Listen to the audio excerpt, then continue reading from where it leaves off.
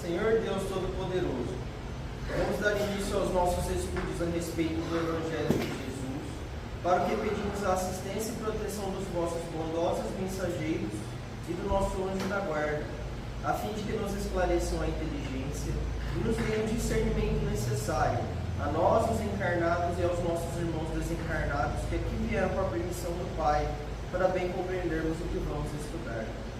Rogamos a Jesus, o nosso mestre e guia, seja conosco e presida a nossa reunião. Em nome da irmã veneranda, a protetora desta casa, damos por aberta a reunião de estudos da presente noite. E assim seja. Renovação necessária. Não extingais o Espírito. Não extingais o Espírito. Paulo, primeira epístola aos Tessalonicenses 5,19. Quando o apóstolo dos gentios descreveu esta exortação, não desejava dizer que o Espírito possa ser destruído, mas procurava renovar a atitude mental de quantos vivem sufocando as tendências superiores.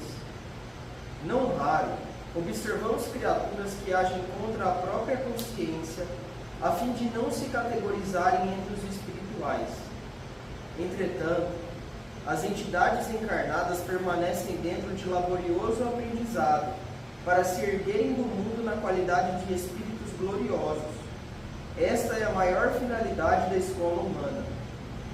Os homens, contudo, demoram-se largamente à distância da grande verdade. Habitualmente preferem o convencionalismo a rigor e somente a custo abrem o entendimento às realidades da alma.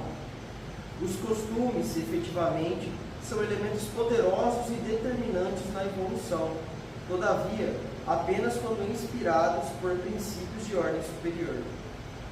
É necessário, portanto, não asfixiarmos os germes da vida edificante que nascem todos os dias no coração ao influxo do Pai misericordioso. Irmãos nossos existem que regressam da terra pela mesma porta da ignorância e da indiferença pela qual entraram. Eis porque, no balanço das atividades de cada dia, os discípulos deverão interrogar a si mesmos: o que fiz hoje? Acentuei os traços da criatura inferior que fui ontem, ou desenvolvi as qualidades elevadas do espírito que desejo reter amanhã?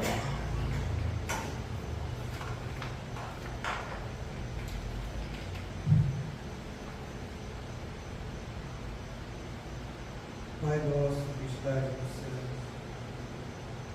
santificado seja o vosso nome, que venha a nós o vosso reino, seja feita a vossa vontade, assim na terra como no céu. O pão nosso de cada dia nos dai hoje, Senhor. Perdoai as nossas ofensas, assim como nós perdoamos aos que nos têm ofendido. E não nos deixeis que entremos em tentações, e livrai-nos, Pai, de todo mal, porque seu é o reino, o poder e a glória para sempre. Amém. Espíritos esclarecidos e benevolentes, bondosos mensageiros de Deus, que tendes por missão assistir aos homens e conduzi-los pelo bom caminho, sustentai-nos nas provas desta vida. Dai-me força para suportá-la sem murmurar. Afastai de mim os maus pensamentos, fazer que eu não dê entrada a nenhum espírito que tentasse iludir e conduzir no caminho do mal. Esclarecer minha consciência com relação aos meus defeitos e tirai-me de sobre os olhos o véu do orgulho, capaz de impedir-lhes perceber e confessar a Deus. A ti, sobretudo, bondoso anjo da guarda, que mais particularmente velais por mim, e a todos vós, espíritos protetores que por mim vos interessarem, fazer que me torne digno da vossa proteção. Conheceis as minhas necessidades, que elas sejam atendidas segundo a vontade de Deus. Que a paz que irradia do coração de Jesus e que abrange toda a terra, possa ser assimilada por todos os corações aqui presentes, tanto encarnados quanto os desencarnados, para a alegria de praticá-las em nossa vida. Em nome do nosso Mestre amado Jesus, na irmã veneranda e sua equipe espiritual que nos assiste, bem como dos nossos anjos da guarda, solicitamos que a aula aqui exposta seja frutificada em nosso benefício. Que assim seja, damos graças a Deus.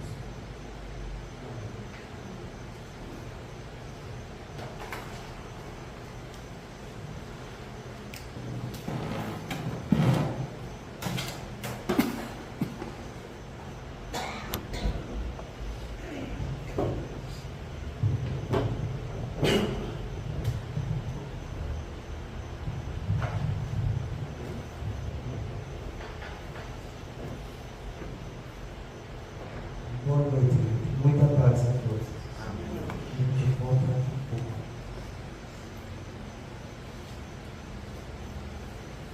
Então a gente está terminando de ver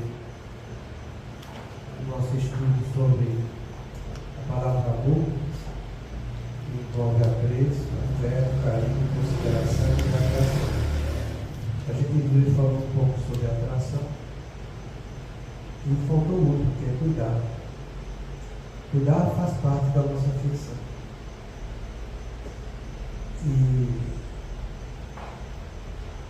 E aqui tem alguns aspectos que a gente precisa analisar um pouco. Né? Porque cuidar é dar atenção e proteção a alguém ou algo, demonstrando zelo e responsabilidade. Dar atenção e proteção. Aquilo que a gente tem na vida é uma graça de Deus. E tudo que Deus nos dá é para a gente desenvolver o amor e a afeição. O cuidar envolve não só aquilo que me interessa, mas aquilo que a vida me apresenta. Embora eu possa ter pais conflitantes comigo, eu tenho que honrar pai e mãe. Eu tenho que cuidar e dar atenção. Embora eu possa ter um relacionamento conjugal que seja de expiação, que mais de 95% são, eu tenho que cuidar. Eu tenho que dar atenção e proteção. Embora eu possa ter os filhos que sejam problemáticos, porque o meu lar é um lar de provas e expiações, eu tenho que cuidar. Eu tenho que dar atenção e proteção. Embora meus irmãos me dêem problema, porque também meus irmãos estão envolvidos não só afinidades, mas também desafetos, eu tenho que cuidar, tenho que dar atenção e proteção. Embora a família do meu cônjuge não seja aquela que me encante tanto, eu tenho que cuidar, tenho que dar atenção e proteção. Isso a vida te oferece. A gente pode jogar isso também no meu socioeconômico. Embora o trabalho que eu tenho, que seja meu ganha-pão, o meu sustento, eu tenho que cuidar, dando atenção e proteção. Será que a gente cuida disso tudo? Ou a gente cuida mais daquilo que é do nosso interesse?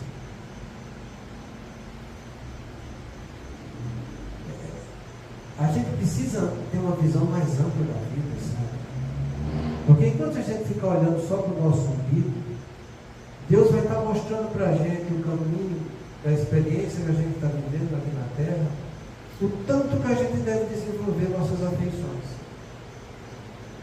e o tanto que a gente despreza.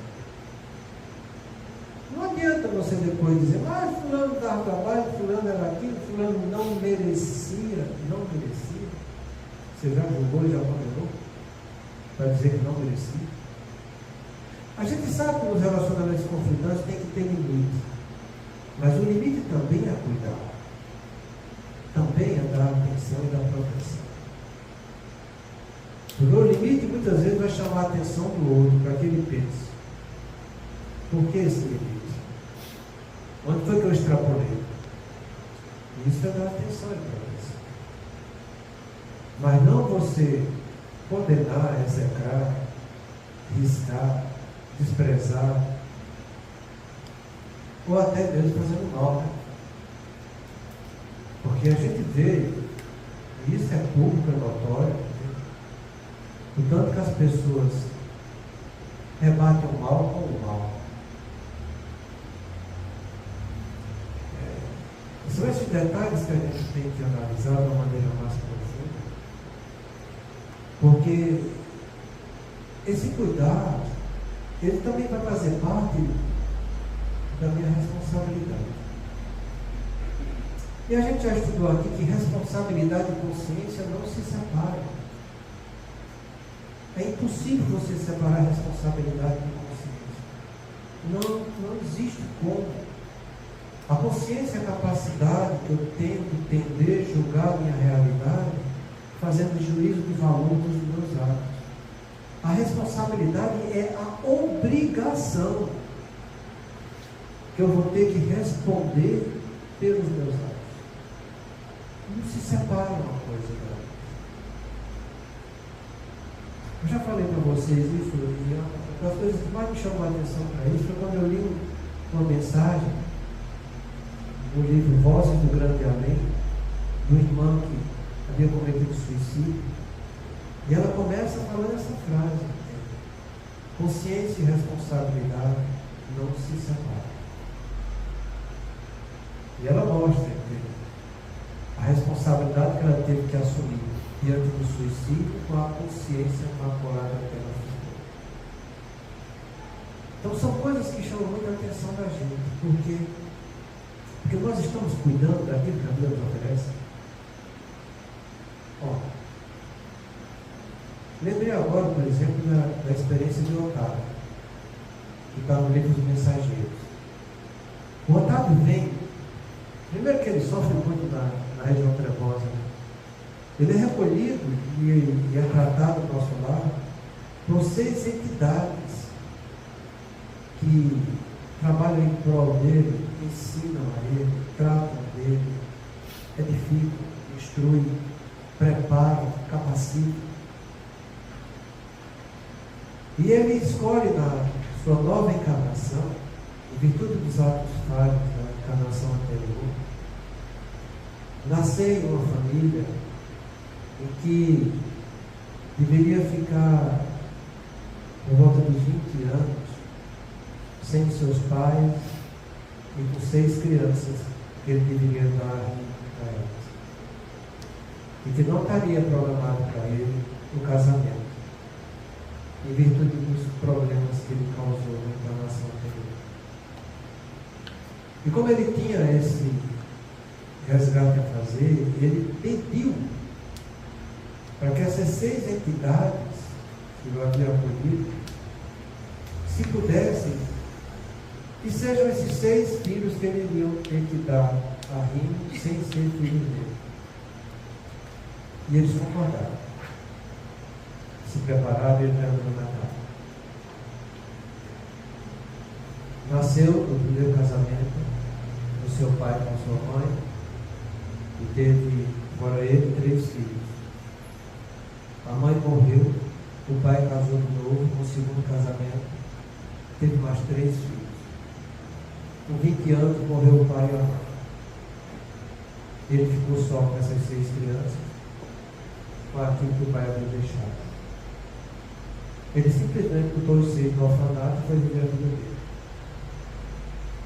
Arrumou uma mulher, casou. Para a desgraça dele, o filho que nasceu era entidade trevosa que acompanhava essa mulher que ele escolheu como esposa. Causou tanto conflito junto com a mulher que ele havia escolhido que ele terminou aos 40 anos morrendo em estado lastimável de embriaguez. Por que ele não resolveu cuidar do caminho para ele?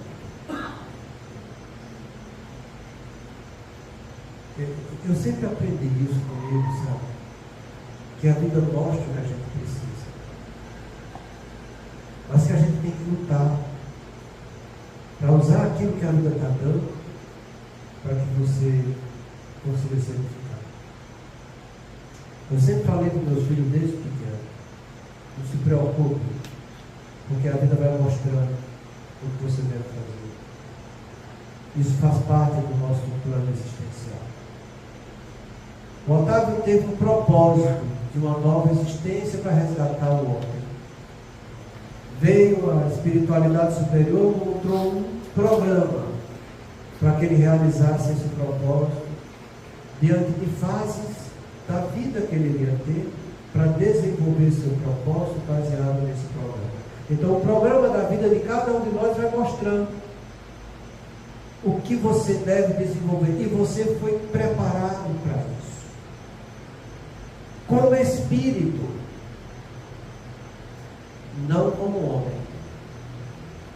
Como homem, você cometeu erros. Está espiando hoje, para que seu espírito venha edificar e você sair dessa encarnação. O maior problema nosso é que a gente dá mais valor para o lado material do que para o lado espiritual. E com isso, quando eu chego na Terra, como a matéria me encanta mais do que o espírito, eu vivo mais o corpo e deixo de lado o meu espírito. Se eu deixo de lado o meu espírito, os propósitos que eu programei para mim, para vir realizar aqui, ficam em estado latente. Eu não desenvolvo, porque eu estou mais envolvido e tenho a satisfação do corpo do que a edificação da alma. Então a vida pede, e pedia para que Otávio cuidasse dos seus 6 irmãos. Ele simplesmente disse não. E complicou a vida dele. Eu posso falar que cuidar é a prática do devotamento e da abnegação? O sentimento da abnegação, do devotamento e da abnegação, vai fazer com que você cuide. É ela que vai abrir a porta para que você dê atenção, para que você dê proteção. A abnegação e o devotamento, somente o devotamento, ele é o início do amor espiritual. Torna repetindo vocês, essa mensagem que eu vou falar agora está no livro No Mundo Maior de André Luiz, ele fala no capítulo a respeito de Sete. Ele diz o seguinte para André Luiz: André, o homem, quando estageia no reino animal, o amor dele se resume ao desejo e à posse. Ele quer que venha satisfazer seu desejo animal, e ele quer que aquilo que o satisfaça, ele tenha a posse daquilo. Porém, com as encarnações sucessivas, esse ser começa a desenvolver o carinho e a amizade. E desenvolvendo carinho e amizade, ele começa a extrair dele a renúncia e o devotamento. Então ele vai renunciar a seu desejo. E no lugar de querer a posse, ele vai se devotar para o outro. É o oposto. A renúncia e o devotamento é o início do nosso amor espiritual. Quando você começa a trabalhar esse sentimento de renúncia e de devotamento, você realmente começa a cuidar de tudo aquilo que Deus te dá.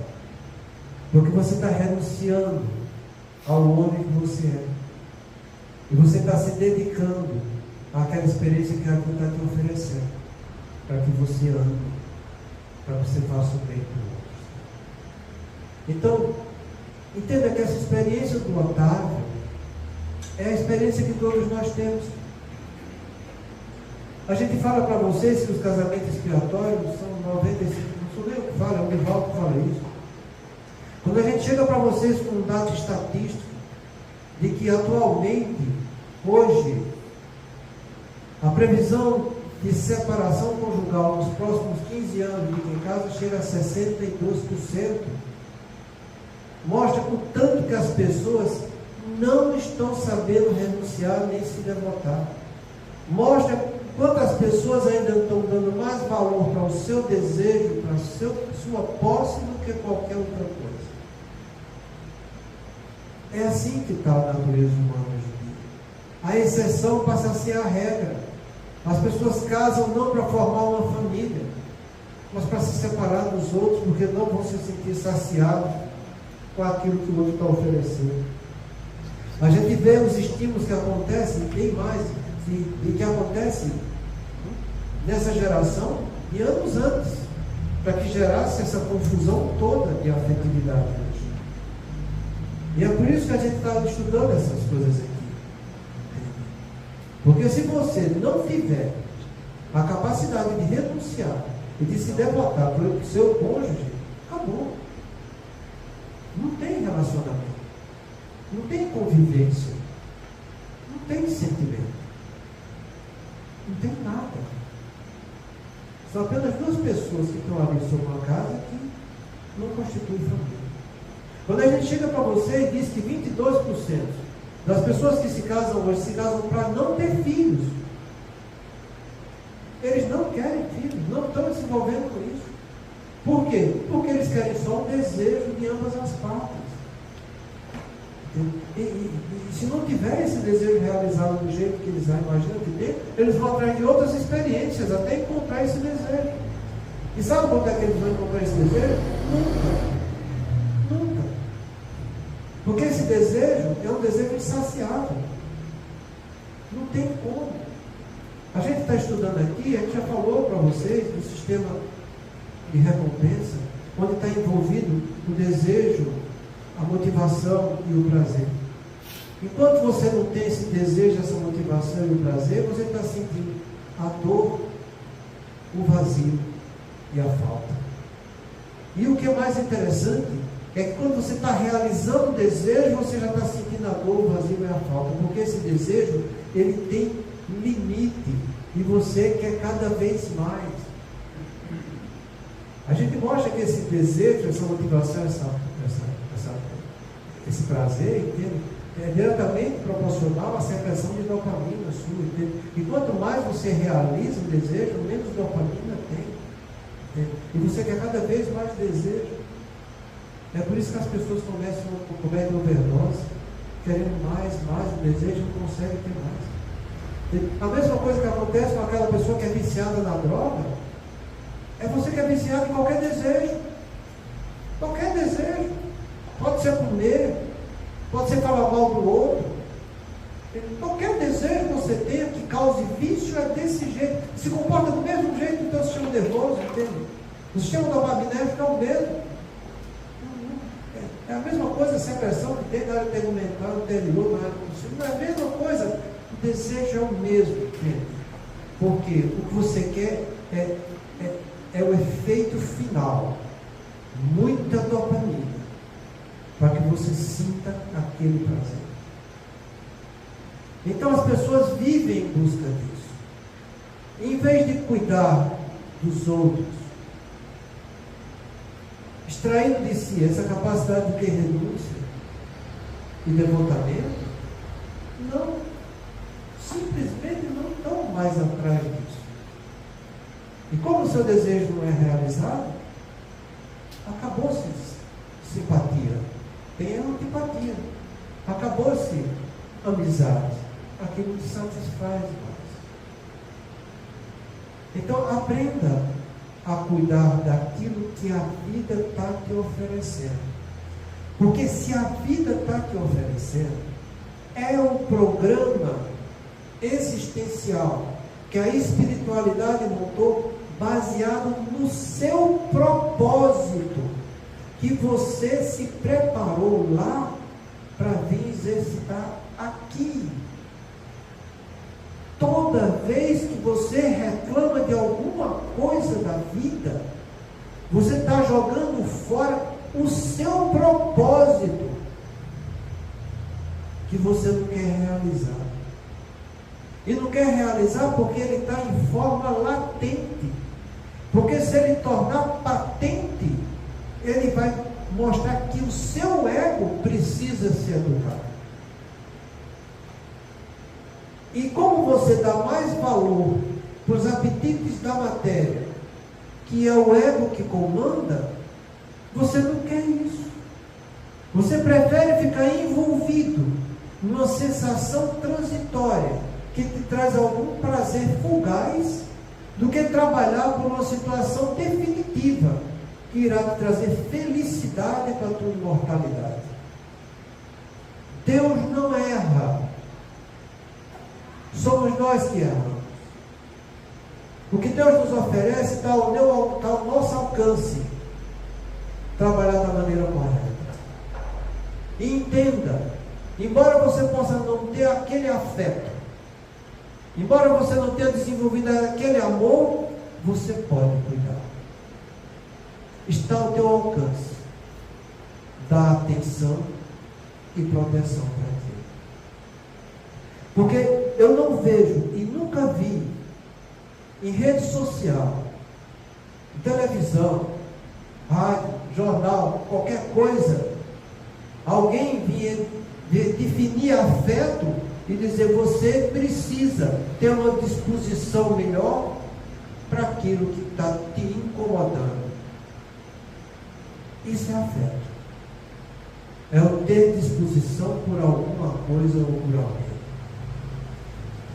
Toda vez que você conhece algo novo, aquele algo novo desperta em você algum interesse, alguma disposição, seja positiva ou negativa. Todos nós que estamos encarnados aqui agora, a gente vem passar por experiências que cometemos erros ontem, e a nossa disposição para aquilo é negativa. Eu tenho um afeto negativo para toda expiação, seja ela qual for. Mas eu preciso melhorar minha disposição para que aquilo passe pelo menos para neutralidade, já que é difícil trabalhar o lado positivo. Essa é a chave de todos nós encarnados aqui. Melhorar nossos afetos. Deus não quer que a gente dê saltos ornamentais estrondorosos aí para ferir a racionalidade. Não é isso. Quando ele falou naquele mandamento que está lá nos 10, né? Honrar teu pai e tua mãe, é isso aí. Trabalha o afeto com o pai e com a mãe que tu tem. Trabalha a amizade e simpatia com respeito do teu pai. Cuida, porque o cuidar vai dizer que você tem amizade e respeito. Não é isso que a gente vê nos consultórios da gente a respeito dos nossos velhos que chegam lá. E olha que é uma situação cada vez mais interessante, sabe? Para não dizer também muito triste, porque acontece que a longitude do ser humano aqui na Terra, a longevidade está aumentando cada vez mais. Pessoas com 90, 100 anos têm cada vez mais. E dá trabalho. É lógico que tem trabalho. A gente, quando era pequeno, também dava trabalho para os nossos pais. E muito trabalho. Será que não está na hora de devolver alguma coisa para eles? Você vê que, se você tem algum ranço, alguma coisa que não bate muito com seu pai, com sua mãe, tudo bem. Mas cuida. Dá isso aqui, ó, atenção e proteção. Eles precisam. Independente do que eles fizeram, não interessa. Uma coisa ele fez, que sem isso, você nem aqui estava. É que te deram o corpo. E olha, você encontrar alguém aqui na Terra para te dar um corpo, não pensa que é fácil.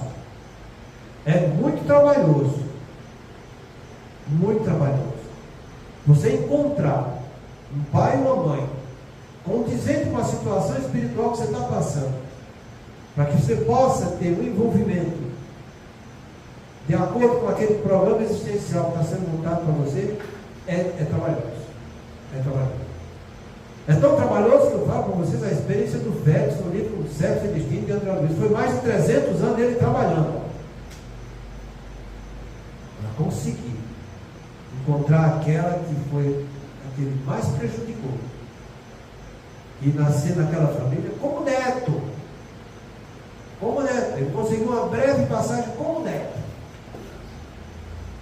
Quer dizer que foi só a primeira parte desse relacionamento que ele ia ter com essa criatura. Depois ele teve muitas outras ainda. E ela cometeu tudo que é coisa errada. Vai ler o livro, mas tudo que é coisa errada você possa imaginar. A mulher fez isso. O Fé vai ter um trabalho danado para ela caminho bem, sabe? Pois é. É assim conosco. A gente tem nossos desafetos. E esses nossos desafetos, o primeiro impulso que te vem é você afastar. Por exemplo, no livro Missionários da Luz, quando o Sérgio Gomes vai reencarnar, o pai e a mãe dele, o pai ele havia matado na outra encarnação, e a mãe que ele se casou com ela, matou o pai, no futuro vai casar com ela e ficar com ela. Se encontraram em nosso lado, trabalharam, se harmonizaram, prepararam a encarnação, os três juntos, estava tudo bem, legal, amizade, bom, quando chegou aqui, que o desafeto dele que ele tinha matado, se sentiu na carne. Então ele chegou perto, ele já sentiu animosidade. O desafeto já veio. E o desafeto era tão grande que impedia o Segismundo de se aproximar da mãe para poder reencarnar. Você está entendendo o que é desafeto? Você está entendendo que é a importância, essa disposição que existe em você, para você ir em busca de algo que te incomoda em você trabalhar o lado positivo daquilo? É do nosso afeto que vai surgir nossas emoções e sentimentos. É dessa energia que está em mim, dessa disposição que eu sinto, de atração ou repulsão por alguma coisa, que vai nascer as emoções e sentimentos.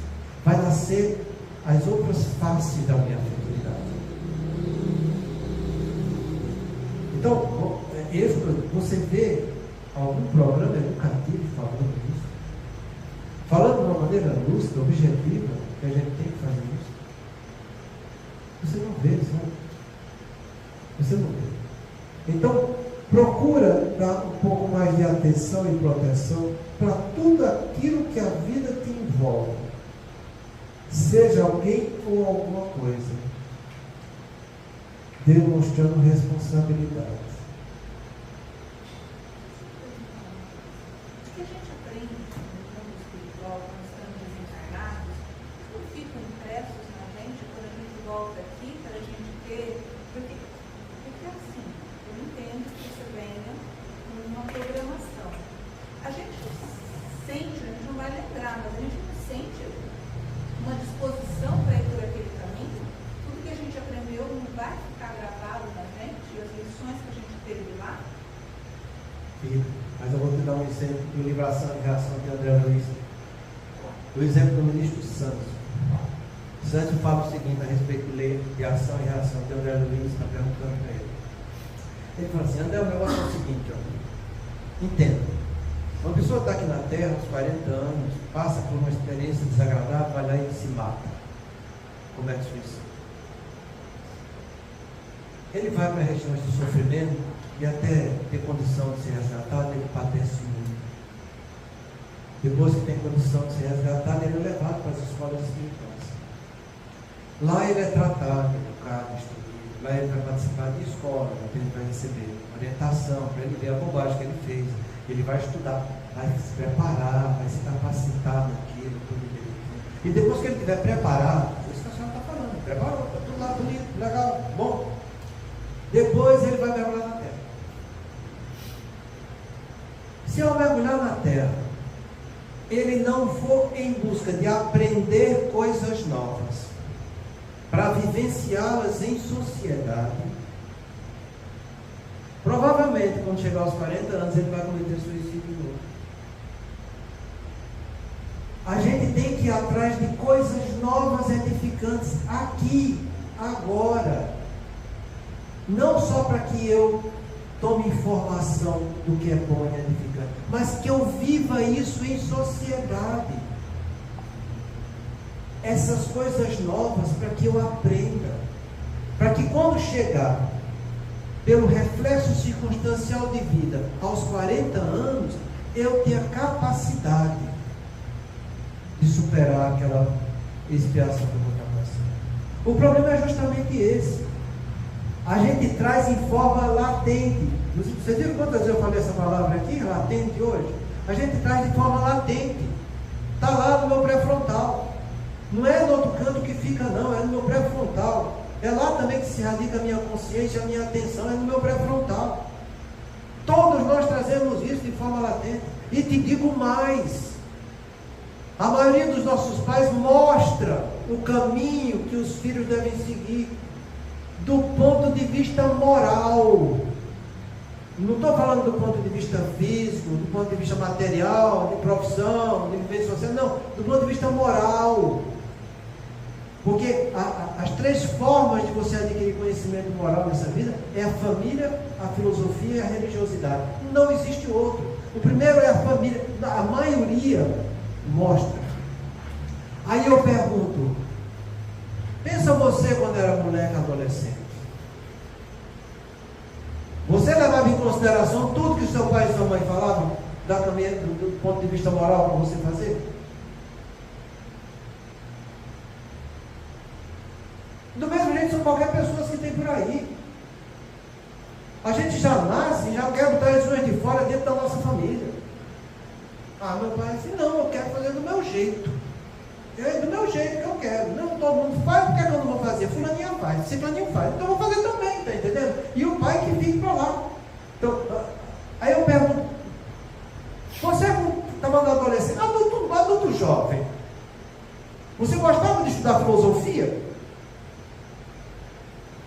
Você não estudava nem as lições da escola, não?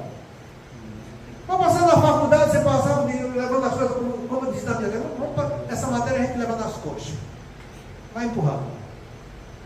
O importante é passar. Não é aprender, é passar. Aí você imagina que é estudar filosofia. Que é a arte da vida, a arte do bem pensar.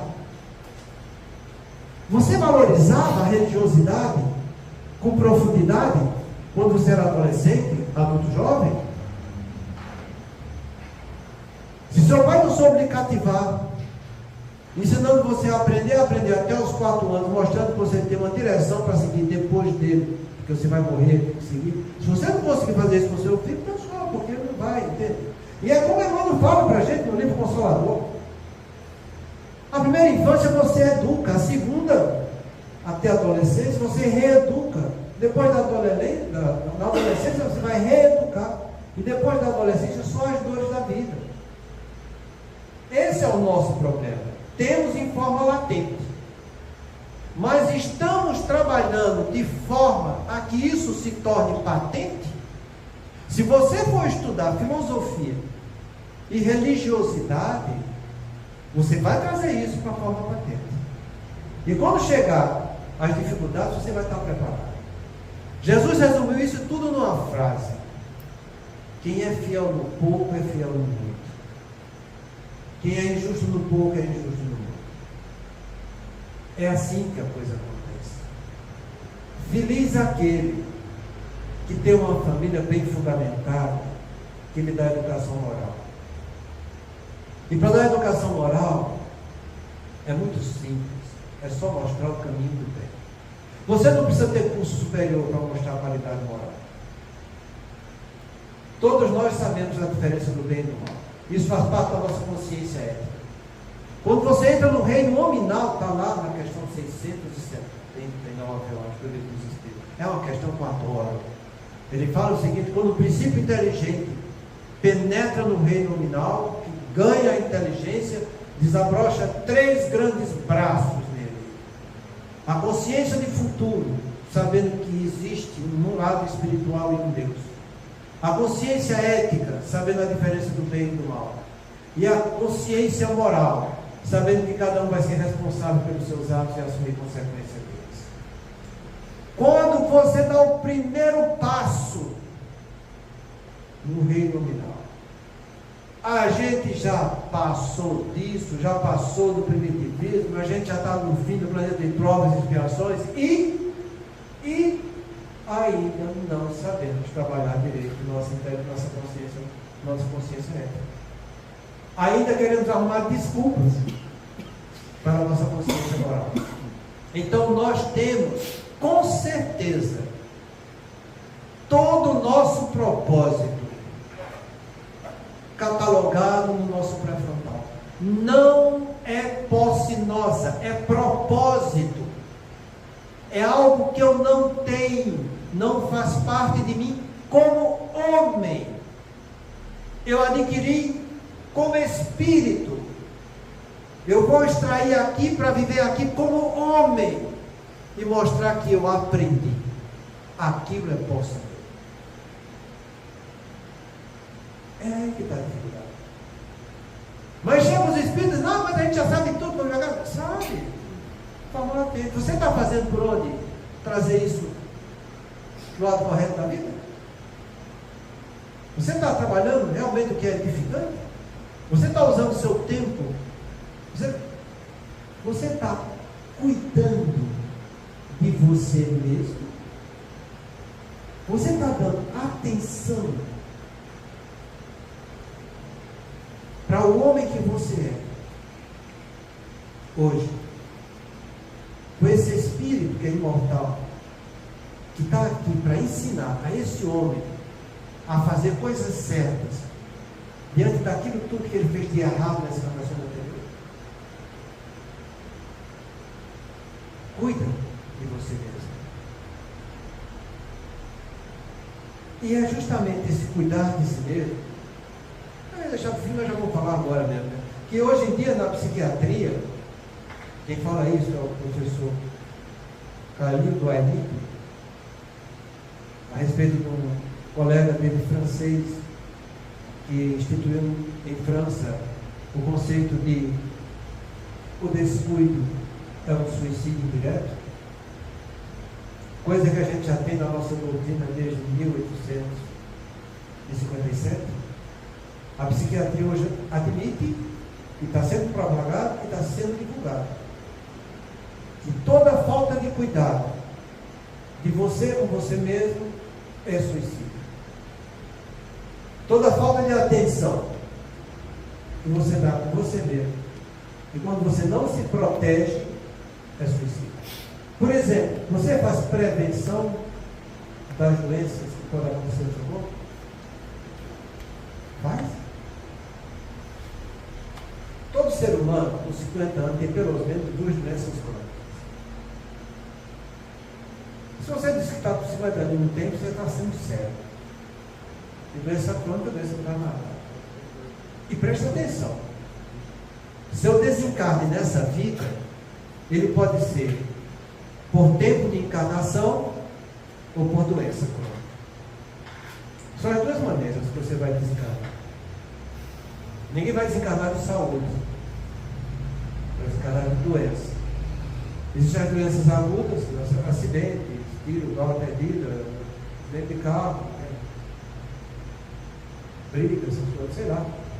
Mas o tempo, você vai viver determinado tempo. Com 20 anos você vai morrer. Pode estar com saúde, quando vai morrer, acabou. Vai acontecer alguma coisa, você vai morrer. Ou então por doença crônica, você vai morrer de problema cardíaco. Por exemplo, Sergismundo. E encarnar com 30 anos, se não fizer essas coisas direito, ia ter a cardiopatia dele, ia morrer disso aí. Se fizer essas coisas direito, não, podia levar a encarnação mais para frente. Então, quem tem doença crônica, tanto pode ter vida longa como vida curta, dependendo do cuidado, da atenção e da proteção. Está se protegendo? Está tomando remédio que deve tomar? Fazendo a dieta que deve fazer? Indo para o médico 6 meses fazer os exames, ver como é que está? Eu sei que está. Uma cebola que está. Porque não está mesmo, sabe? Só quando chega a doença auxílio, que o nego senta a morte, bater de perto, que fica uma sequela, e eu é que nem todos se cuidam. Mas uma grande parte começa a se cuidar. É assim que a coisa acontece. A gente tem um tempo inteiro para cuidar de cada um de nós e cuidar dos outros. Mas é como a gente já aprendeu, né? Cada um só dá o que tem. Como é que eu vou cuidar do outro se eu não cuido de mim? dar atenção para o outro se eu não estou dando atenção para mim mesmo? Como é que eu vou dizer que eu vou estar protegendo o outro se eu não vou estar protegendo, fazendo prevenção em mim mesmo? São essas coisas que a gente tem que pensar, sabe? Você tem que parar um minuto e dizer, poxa, mas como é que isso se aplica comigo? Será que eu estou realmente fazendo desse jeito? Uma coisa eu te garanto, entendeu? Eu vou te dar um exemplo que isso aqui vai tocar tudo. Tem coisas que marcam a vida da gente. Eu não sei se aconteceu com vocês, sabe? Mas, quando eu peguei o livro dos Espíritos para ler a primeira vez, gente, aquilo ali foi um contentamento, sabe? Porque a primeira que eu estava lendo, que eu vi aquelas respostas, gente, mas aquilo ali me trazia, era um conforto tão grande, a lógica que eu comecei a sentir, a coerência daqueles ensinamentos. Aquilo ali bateu tão grande em mim. Por que você acha que bateu naquilo ali? Porque aquilo ali veio justamente sair da latência em forma patente o que eu tinha preparado para aprender aqui. E acontece isso com muitas pacientes, com muitas pessoas. Lê esse livro que você nunca leu. Ele lê esse, mas é aquilo que eu precisava. Por quê? É aquilo que já estava latente.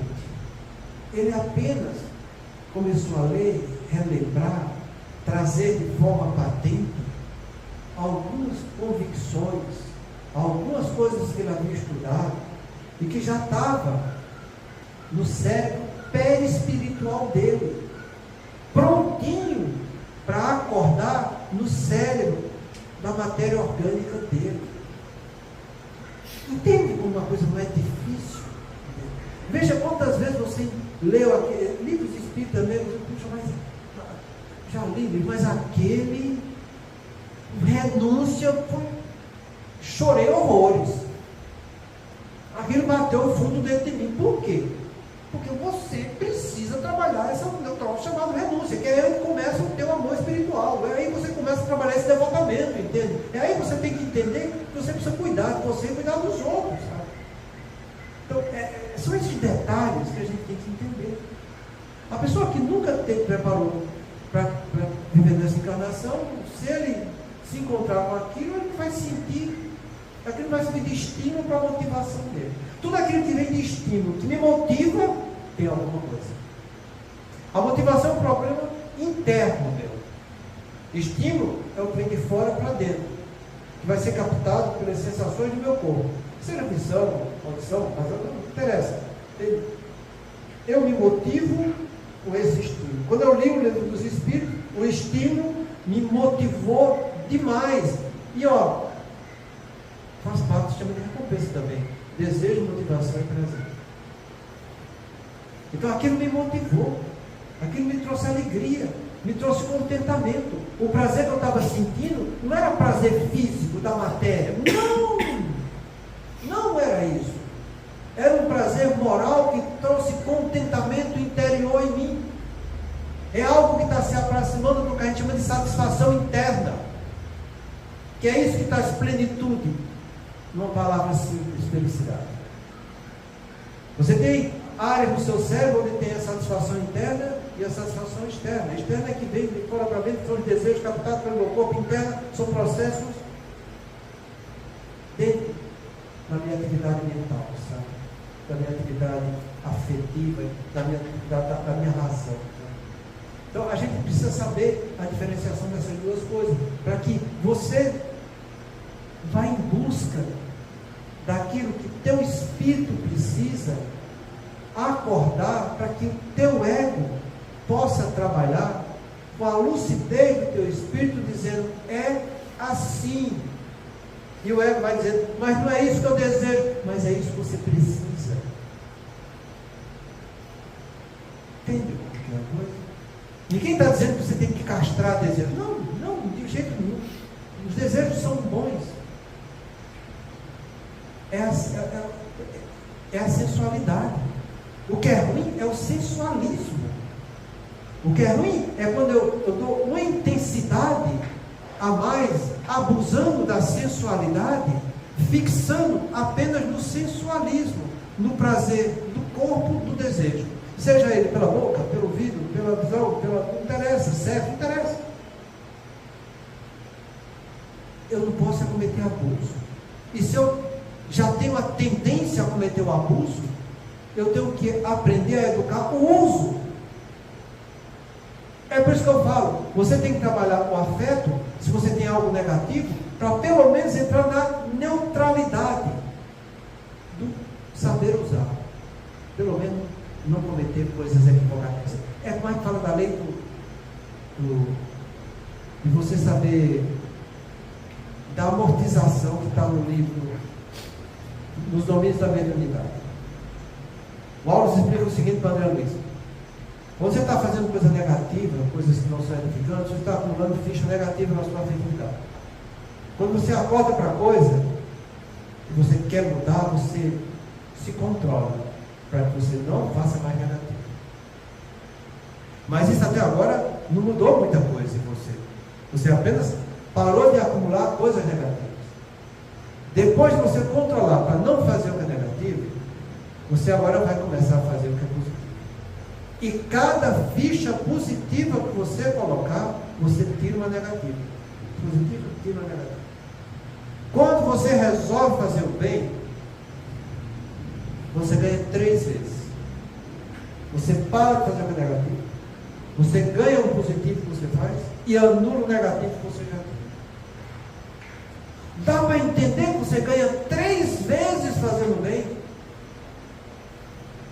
Dá para entender que você fazendo errado, você nunca vai se satisfazer, porque aquilo só vai te trazer infelicidade, porque está lá na questão 614 do Livro dos Espíritos. O que é a lei natural? É a lei de Deus. A única que traz felicidade. É ela que mostra o que você deve e não deve fazer. E tudo aquilo que você não fizer vai te causar infelicidade. Pensa nessa definição. Essa foi a maior definição de felicidade que eu encontrei na minha vida. Se você for atrás de definição de felicidade, você vai ter uma infinidade, porque cada filósofo dá a sua definição. Mas essa do Livro dos Espíritos não tem melhor. Te asseguro isso. Então o que é que eu tenho que fazer? Trabalha o cuidado consigo mesmo, dando atenção ao que a vida está te mostrando. E respeita, porque você vai ter que ter responsabilidade diante disso. Faz o que a vida te pede. Ah, mas eu não gosto. Como diz um colega, dane-se seu gosto. Não é assim? Faz o que te compete. Faz porque essa é a opinião correta. À medida que você for fazendo o que é correto, entenda. Aquilo que era desgostoso, para de você colocar negativo. Fazendo o que é novo, bom, edificante, o que é negativo vai diminuindo, e o que é positivo vai aumentando, e você vai ter satisfação interior de uma conquista alcançada para o teu espírito. É isso que traz felicidade. Então não confunda alegria com felicidade. O exemplo mais simples é a gente que gosta de comer chocolate, não é? Aí vai lá, tá aquele bolo cheio de caldo, você come, mas come, tem uma alegria danada, mas no outro dia, quando sobe na balança, tem uma infelicidade monstruosa. Entende o que é alegria e felicidade agora? Não tem um exemplo mais simples do que esse. Entende o que é você ter o sistema de recompensa, seu desejo realizado com a satisfação do corpo e a infelicidade do espírito que não está cuidando do corpo? É isso, gente. É isso que a gente tem. Porque é isso que eu estou fazendo depois que meu corpo ficar cheinho, que vai vir as doenças, está entendendo? Aí o que é que acontece? Aí vem a responsabilidade catucando na consciência. Então não devia ter comido aquilo tudo. Está aí a desgraça, está com os canos tudo entupido. É AVC daqui, é infarto daqui a lá. Está aí. É isso que a gente tem que entender, gente. Vale a pena fazer o que é certo. É por isso que nas caracteres do homem do bem, Kardec escreve lá: cumpre o dever pelo dever. E não vai fazer o dever para se dar bem. Faz o que é certo porque é certo fazer o que é certo. E não fazer certo para ter algum interesse naquilo. Se cuida, para que depois você possa cuidar dos outros. Cada um só dá o que tem. Muita paz a todos.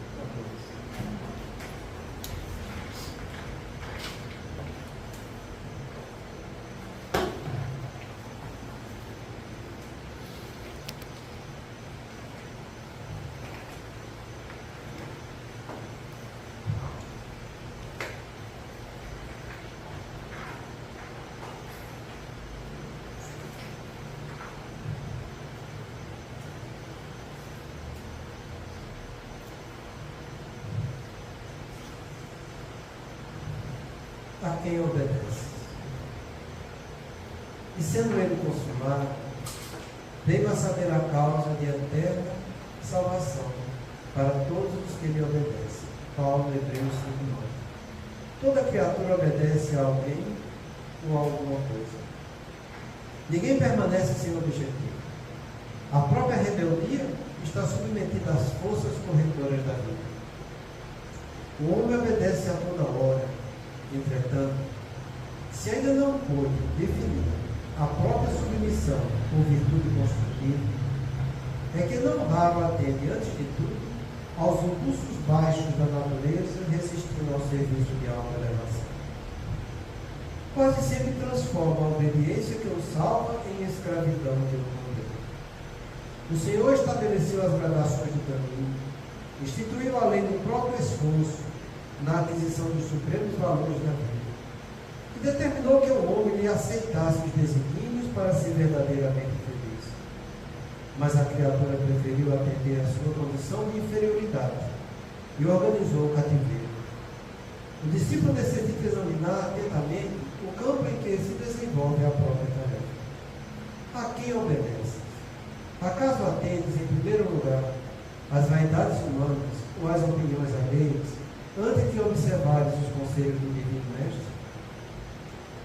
É justo refletir sempre quanto a isso, porque somente quando atendermos em tudo aos ensinamentos vivos de Jesus, é que podemos quebrar a escravidão do mundo em favor da libertação da terra. Então vamos elevar os nossos pensamentos a Deus, a Jesus, o nosso anjo guardião, agradecendo pelos ensinamentos da noite, que nos atentam à mente a necessidade do carinho e do cuidado para conosco, para as oportunidades que a vida nos dá. Ajuda-nos a manter sempre em mente, Pai, que é só através desse caminho, trabalhando com capricho para evoluirmos, que conquistaremos a paz interior da consciência tranquila, Senhor. Alimenta a nossa fé nesse caminho, Pai, para que não paremos de caminhar. Pai nosso que estais nos céus, santificado seja o vosso nome, que venha a nós o vosso reino, e seja feita a vossa vontade, assim na terra como nos céus. O pão nosso de cada dia nos dai hoje. Perdoai as nossas ofensas, assim como perdoamos a quem nos tem ofendido. E não nos deixes entregues às tentações, e livra-nos, Senhor, de todo o mal, porque Teu é o reino, o poder e a glória, para sempre. Amém. Que assim seja.